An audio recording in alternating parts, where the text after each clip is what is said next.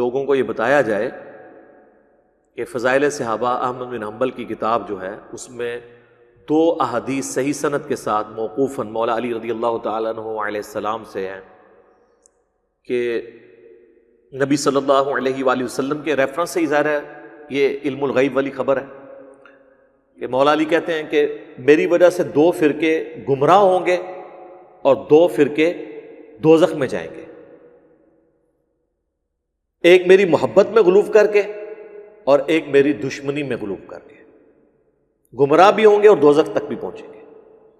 اچھا، محبت میں گمراہ ہو کر دوزخ تک پہنچنے والا جو فرقہ ہے وہ ہمیں بچپن سے بتایا گیا جی یہ رافضی ہے، لیکن ہمیں دوسرے فرقے کا نہیں بتایا گیا۔ وہ کہتے ہیں وہ پہلے تھا، ایک ختم ہو گیا، خارجی اور یہ وہ، چونکہ آج وہ خود اس کا شکار ہیں تو ظاہر دوسرے کا تو نام نہیں لیں گے کہ دوسرا کون ہے۔ وہ تھے ناصبی، نسب کہتے ہیں کھڑا کرنے کو، جو حضرت علی کے خلاف کھڑے ہوئے، وہ قیامت تک رہیں گے۔ خوارج تو قیامت تک موجود رہیں گے، سنن نسائی میں حدیث ہے کہ خوارج قیامت تک رہیں گے، حتیٰ کہ ان کا آخری گروہ جو ہے وہ دجال کے ساتھ مل کے مسلمانوں کے خلاف ہوگا۔ تو آج کے دور میں بھی ناصبی موجود ہیں، خارجی موجود ہیں،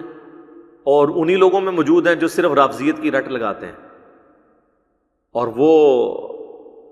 اپنے گناہ کو چھپانے کے لیے ایک دوسرا نعرہ اڈاپٹ کرتے ہیں۔ سب سے زیادہ ضرورت اہل سنت کے ہاں تھی ناصبیت کے رد کی، کیونکہ اپنے گھر کی صفائی پہلے کرنی چاہیے، دوسروں کو تو کہنا بڑا آسان ہے۔ میں آپ کو ایک چھوٹا سا ایک علمی ٹوٹکا بتا دیتا ہوں، آپ چیک کر لیں کہ صحیح مسلم میں 240 نمبر حدیث ہے، سیدنا علی خود راوی ہیں، وہ کہتے ہیں کہ اس ذات کی قسم کہ جس نے دانے کو پھاڑ کر اناج کو اگایا اور مخلوقات کو پیدا کیا، نبی امی نے مجھ سے یہ عہد لیا تھا کہ اے علی،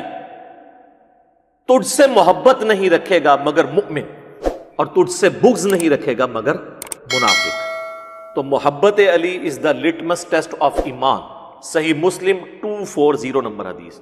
یہ حدیث آپ محرم میں کسی سنی کو ٹیکسٹ کرتے ہیں، آگے دیکھیں کیسے پھدکتا ہے وہ، جتنا مرضی وہ صحابہ اہل بیت کا عاشق ہوگا نا، اس کو فوراً تکلیف ہو جائے گی اس سے۔ اگر کوئی کہہ رہا نہیں ہوتی تو چیک کریں، کسی سنی مسجد میں آپ ایک چارٹ پہ یہ حدیث لکھ دیں، صحیح مسلم 240، علی سے محبت نہیں رکھے گا مگر مومن، علی سے بغض نہیں رکھے گا مگر منافق، صرف یہ لکھ کے لگا دیں، اس کے بعد آپ تماشا دیکھیں۔ لیکن یہی بات آپ جعلی بنا کے کسی اور صحابی کے بارے میں لگا دیں، کچھ بھی نہیں ہوگا۔ تو وہی بات ہے کہ سیدنا علی کی فضیلت کے انکاری نہیں آپ، مسئلہ یہ کہ آپ اقراری نہیں، اور یہ ہم نے پریکٹیکلی چیک کیا ہے جو آپ کو یہ فارمولے بتا رہے ہیں۔ آپ کو اگر یقین نہیں آتا آپ چیک کر لیں، کسی دیوبندی کو، کسی بریلوی کو، کسی اہل حدیث کو جو کٹر قسم کے ہیں، یہ ذرا حدیث محرم میں بھیجیں صحیح مسلم، تو آگے وہ آپ کو اوٹ پٹانگ قسم کی خود روایتیں بنا بنا کے بھیجے گا اور عجیب قسم کے جوابات دے گا اور آپ پہ کامنٹس کرے گا، تو آپ دیکھیں گے کہ اندر کا خناس اس کا باہر آ جائے گا، وہ آتے ہی اسی حدیث سے باہر ہے۔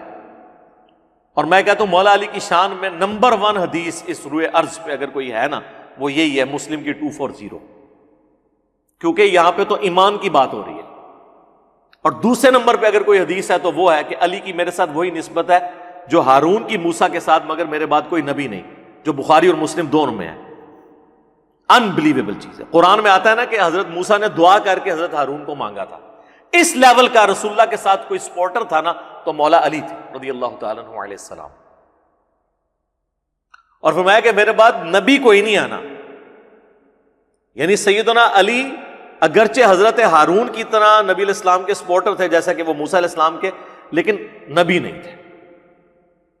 تو کیا مطلب ہے کہ نبوت کے فوراً بعد اگر کوئی درجہ ہے تو مولا علی کا ہے، اور اس میں یہ بھی اپلائیڈ ہے کہ اگر کوئی اور نبی ہوتا تو مولا علی اس کے لیے ڈیزرونگ تھے۔ تو یہ جو فضیلت ہے سیدنا علی رضی اللہ تعالیٰ عنہ کی، لٹمس ٹیسٹ آف ایمان، صحیح مسلم 240، علی کی میرے ساتھ وہی نسبت ہے جو ہارون کی موسیٰ کے ساتھ، بخاری مسلم دونوں میں حدیث، اور تیسری ہے من کنت مولاہ فہذا علی مولاہ، غدیر خم کی حدیث۔ یہ 3 ٹاپ آف دا لسٹ فضائل ہیں، ویسے تو بہت زیادہ ہیں، المستدرک للحاکم میں صحیح سند کے ساتھ امام احمد بن حنبل کا قول ہے کہ ذخیرے احادیث میں سب سے زیادہ احادیث جس شخص کی فضیلت میں ہے وہ علی ابن ابی طالب ہے رضی اللہ تعالیٰ عنہ علیہ السلام.